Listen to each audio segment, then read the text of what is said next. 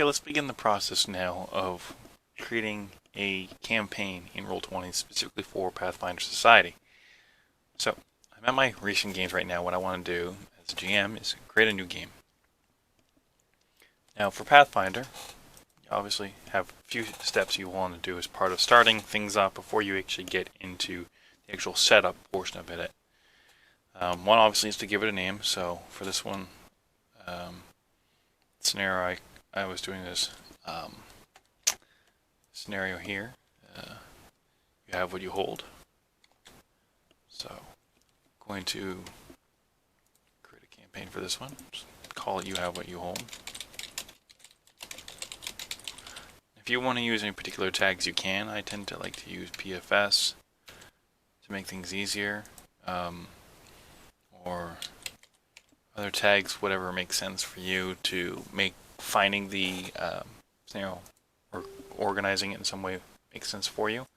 And of course, I also will use a character sheet for it. Now, the Roll20 interface has got a ton of character sheets for different games here. This is useful mostly if you're doing longer campaigns, I'll admit. You don't necessarily need to do this for scenarios where it's fairly short-lived. But I like to do this in case players like to fill in the character sheets in there and use them. So, I've selected a character sheet, given the campaign a name, click Create, and it starts the process for me here. I will have a new campaign all started up, ready to go once it loads for me. Now there are a few things I immediately do as part of setup. These are my own personal preferences, so you don't necessarily need to do all this stuff, but there are a few things I will often do. I will often disable the beep for chats. I'll leave it in this particular case. I'll often disable the broadcasting and the receiving of broadcasts, as well as changing what technology you use here. So, given that I run a lot of play-by-post through Roll20, I'll often turn off all this technology here just to keep things simple. That last option itself does require reloading Roll20, so when you do that, it will automatically do that. So be aware. Some other particular preferences, the avatar size. I like to just have the names only. Keeps most of the screen real estate fixated on the actual players itself, or player screen itself, and not so much the actual images of players itself. It's up to you whether you want to do that, but I turn that off. Now once I've got some of my own particular preferences all set, what I'll do is I'll start getting some maps into my environment here. Now the actual area for the maps, you'll see here there's a page toolbar. The maps themselves you can populate into various different pages. So I've got a starting one, they give you one right away, and if I need to create other ones, I'll just create some other ones. Now for this particular one, I've got 3 different maps I'm going to add in here. So I'm just going to add in 2 additional pages, and I'll just call these map 1, map 2, and map 3. Now, you may use more useful names for yourself.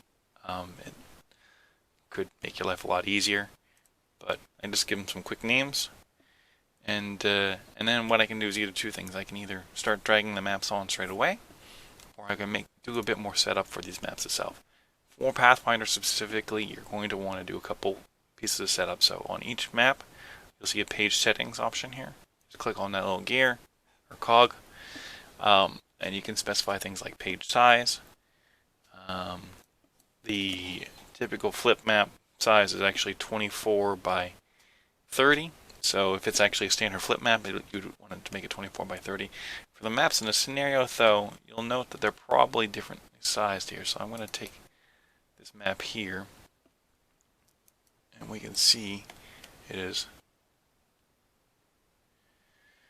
probably about 13 by 8, it looks like. 13 by 8. So what I'll do is I'll actually, for this map, I'll change this. So that's 13 by 8. 13 wide, 8 high. There's a few other things you'll want to do though. I like to keep the grids on. you'll want to change the diagonals because diagonals are handled differently between 4th edition and Pathfinder. And then you may want to toggle a few other things. Fog of War is one I will often toggle on, especially for bigger maps, because you want to be able to only reveal certain areas of the map at particular times. Get into this when we actually show you how to actually run one. You may do things like, if you've got more advanced accounts, like do things like dynamic lighting, or if you want to have specific sounds or music play when a particular page loads, you can specify all that stuff. But the basic stuff you need is really going to be around these elements: Fog of War, the grid setup, and the page size. So I'll keep it pretty simple here and just go with that. Now, I've got a smaller map. If I go back to my actual map of the image itself, I can drag this on. Now, there's two things you can do. You can either be clever about it and use the toolbars to specifically toggle yourself to layers, because there's a layering concept in Roll20. It defaults you when you start off into objects and tokens layer, which is where you're going to do most of your work, especially when you're running the game. But when you're doing setup, you're probably going to live in the map and background and image info layer if you're using dynamic lighting as well too. So I'm going to actually select the map and background layer. And when I go back to my folder with my maps in it and drag one of my maps on here, it actually puts it in the appropriate layer for me. It'll take just a second to upload the file. And once it's uploaded, then I'll just do a couple bits of resizing to make sure that everything fits. So this particular file here brought in came in a little bit bigger than I wanted it to be, but I expand this out to the right size. It looks not exactly right, actually. So this is interesting. I probably got something wrong. And this is one of the things I do find that I will probably go back and forth on fairly regularly. So I'll make modifications on the actual grid size itself. So it looks like in this particular case, I made it too big. It's actually only 12 by 8. I can of course change that. You don't need to necessarily, but I like to. You'll notice too that I'd done some modifications to this image to actually make it a bit smaller. Now, one thing I could have done, perhaps recall previous tutorial that I actually had a different version of this image here. So I'm going to delete this here and to show you an alternative scenario where you might run into a small problem. So I'm going to re-upload the image in here. Normally once you've got an image added once, you can pull it from the library, which I'll get to in a little bit. But in this particular case, I'm just going to show you re-adding it here. Now, this image itself doesn't exactly fit. Again, I'm going to make this a bunch bigger here. I'm just going to make this 15 by 10. I know roughly what its dimensions are, so I can safely do this here. But the image itself doesn't exactly line up great.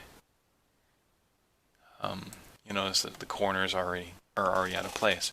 So there's a few different ways in which you can approach this. One of which is to actually use the feature for aligning to grid. I like to do this when for smaller maps in particular. It makes the job of getting things aligned a little bit easier. It's not exactly a perfect process, but it'll get you pretty close. So what you need to do is, one, be able to clearly see the points between a grid. And what you have to do, just right click, go to advanced, and select align to grid. And Roll20's alignment tool essentially expects you to draw out a 3x3 grid off of the map. So if I'm going here, I'll start from this bottom corner and I'll draw up to here. That's 3x3 grid on the map. It then asks me whether I've got the pixel sizes the way I want to do, and I'm going to assume it's got it right here, and I just click line to grid. Now that resizes things out, so I'm a little bit better off than where I was before. It's still not aligning to grid though, because you'll notice that the grid on Roll20 is actually governs a lot of the controls when people's tokens are moving around. So to move this around, I actually want it to align pretty much with the grid itself. This is kind of close, but it's not really great at this point. So I'll be honest, I typically And you'll need to hold down the Alt key if you want this to align right when you do this. Otherwise, if you move the map and then let go of the cursor, it doesn't actually stay there. It wouldn't snap back. Here, I'll show you. I move this to here and then let go. It tries to snap to a grid. But if you do this and hold the Alt key on your keyboard, then you can move it around. And when you let go of the mouse cursor, it actually aligns okay. If you similarly hold the Alt key out and start drawing or stretching or skewing this thing, then you can get it to be a bit closer to what you need it to be. So now we can look at this and we can see, yeah, okay, this is fairly well aligned. I can use this map. So when you have maps where the edges aren't complete squares, this is one way in which you can get that alignment done. I'll admit that I typically like to crop all that stuff out in the image itself before I bring it into Roll20, so that it's nice and easy for me. But again, if you don't want to do that, this is a great way to make sure you get things aligned. Alright, so we've got our map in there. I basically need to do this now for all the other maps in the I'm not going to go through all that for the sake of simplicity here, but I think you get the idea. You repeat this process for all the other maps you've got, and it's as simple as that. Now, you'll note that I've got pages for different ones. I like to, wherever possible, keep things that are for a specific floor or for a specific zone, we'll call it in a scenario, to one page. So if I have like a 2-story building, for example, and the 2 stories are on 2 different maps, I'll try to keep them on one page, and I'll just make it a bigger page. And then when players go from one story to the other, I just move the tokens from one section of the map to the other, and I use things like Fog of War so they can't see those other areas that are not necessarily in. It's helpful to do it that way, especially if you've got certain parts of the group on one floor and the other part in another group, because then everybody can still see what they're supposed to be seeing. You don't have them on different pages. So you want to think a little bit about that when you're setting this up. Now, we've got our maps on there. We've toggled the settings, the size, we've created the diagonals, and I can of course set things like Fog of War. I think for the sake of simplicity, I'll show you that real quickly here. I'll toggle on Fog of War. I'll enable it here. And that makes things a little bit darker. And what I'm going to do is I'm just going to reveal some of the areas I know the players will see. So I'm just going to use a reveal area. I could use a polygon, but I'm just going to draw a box.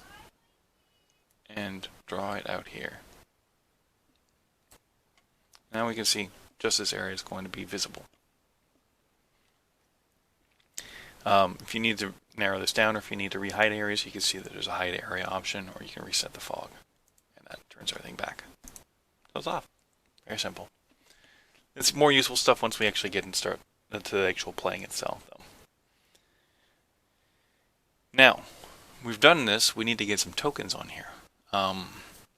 For this particular area, I'm trying to remember now in the scenario, let's base it based off of this one here. We know that there were some sailors and some scallywags for this, so we'll assume we're running it sub tier 3, 4.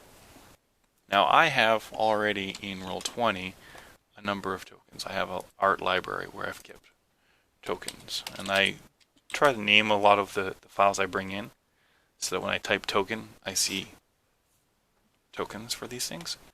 And when I add these, I actually need to add them to the appropriate objects and tokens layer. So again, if we flip back to this one, there's 3 sailors, 3 arena trained scallywags. So I'm going to use 1 token for these guys, and I'm going to use a different token for the arena trained scallywags. Now I've only added 1 of each, and there's a reason for this. I'll show you that in just a second. I like to track a few things as part of this process. One of which obviously is their hit points. That's really the key thing I want to track when I'm actually doing this. I'll actually do that in Roll20. So to do that, I need to go back to our select mode, select our tokens. Remember, we're on the objects and tokens layer, so I can do that. I need to be on that layer if I'm going to select the tokens itself. And then I'll make some modifications to them. So, a few things I like to do for the enemies as part of my setup. I'll call these Sailor, and they had 11 hit points, so I'll use one of the bars. I like to use the red bar for hit points. And that will give him a counter, which if I then have to say, okay, he's taking 3 points of damage, it'll update that, and I can set it back to 11. Do the same thing for the arena trained scallywags who have 16 hit points. So let's call him Scallywag, and he has 16 of 16 hit points he starts off with. Now there was 3 of each, so what I can actually do is just select and make copies, and just paste it a couple times, and then move them around. So we'll say we've got 3 of our arena trained scallywags and 3 of our sailors here. Now the players will be over on this side, but this is where these guys start off.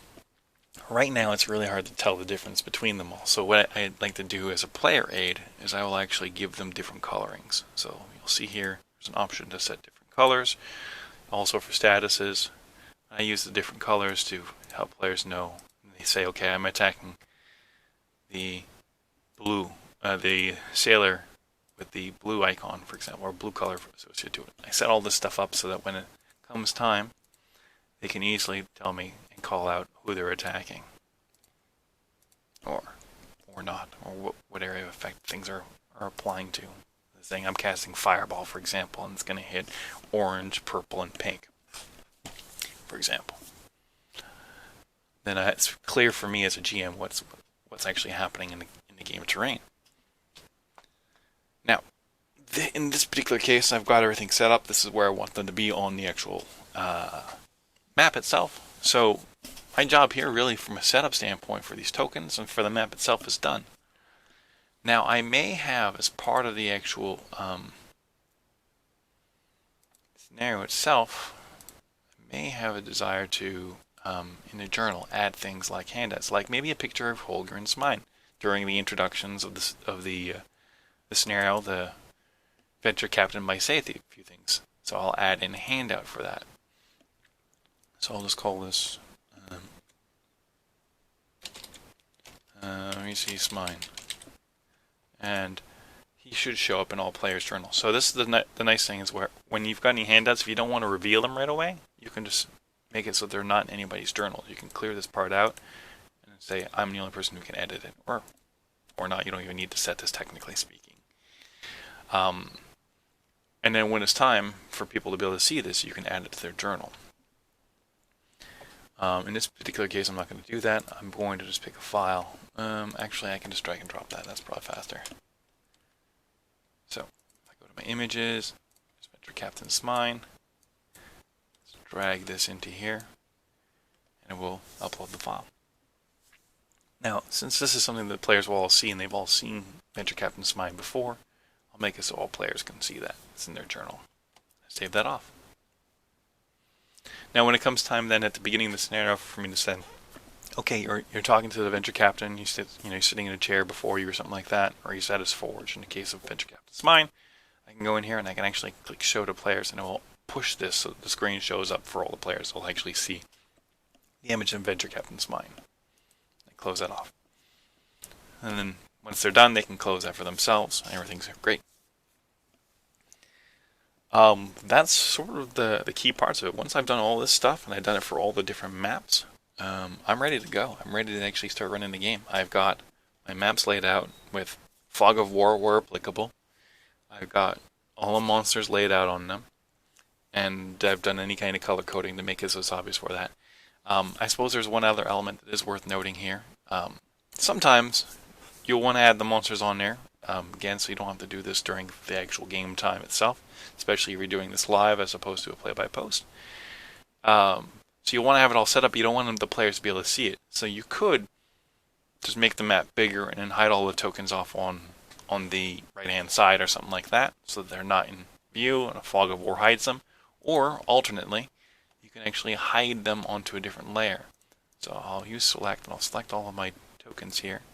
And if I right-click on it, I can actually send them to the GM layer. So they no longer show up on the objects and tokens layer. They're not visible. Only the GM sees the stuff on the GM layer. And I can toggle from the objects and tokens layers to the GM info layer. And if I need to move these guys up, again, I select them all, I send them to the token layer, and now when we start combat, they can see all the monsters, or opponents, whatever the case may be. The GM info layer is actually pretty helpful as well too, and it doesn't apply in this particular case, but if I have certain areas in the map where I know there's a trap, I can actually use some of the draw tools and draw, say, a shape out. I'll use a different color here to indicate that there's a trap in a particular area. So this box here will only show up for me, the GM, and it's on the GM info layer. It won't show up for the other players, and when, say, a player steps into the area, then you can tell them, okay, yeah, you've triggered a trap, stop right there, kind of thing. It acts as a good visual aid for you when you're trying to run the actual game, especially if you're doing it live. This is less so a thing that will be required for play-by-post, because you as a GM will generally know that. But the benefit here is that when you're running the game live, you can see that the moment the player moves their token in, which they can of course do by just moving them through a keyboard or drag and drop. And then the moment they move there, you can say, okay, something happens. You're going to have to resolve that, for example. And that's the process of getting a game created. Like I said again, get those maps in there, get the tokens onto there, hide them on the appropriate layer if need be, and then you're good to go.